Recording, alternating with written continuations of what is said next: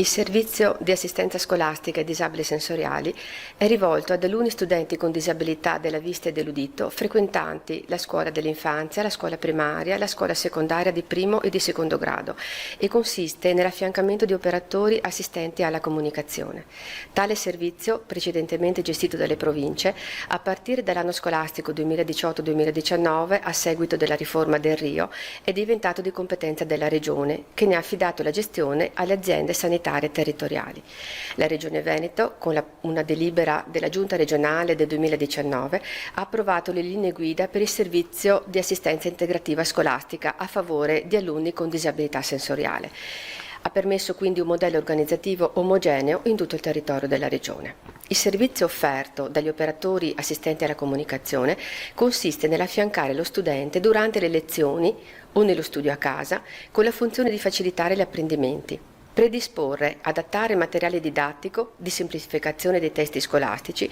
progettare tecniche metodologiche più idonee per l'acquisizione dei contenuti delle singole discipline.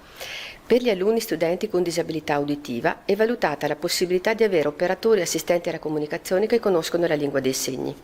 Per alunni studenti ciechi e ipovedenti è previsto un servizio di adattamento dei testi scolastici. Per richiedere l'attivazione del servizio di assistenza scolastica integrativa occorre fare domanda direttamente agli uffici dell'USL, secondo le date e le modalità pubblicate nei siti aziendali. Alla domanda vanno necessariamente allegati certificati medici attestanti la disabilità dell'alunno, ovvero certificato medico specialistico attestante disabilità uditiva aggiornato all'ultimo anno, rilasciato da struttura pubblica o accreditata, certificato medico specialistico attestante la disabilità visiva aggiornato all'ultimo anno, rilasciato da struttura pubblica o accreditata,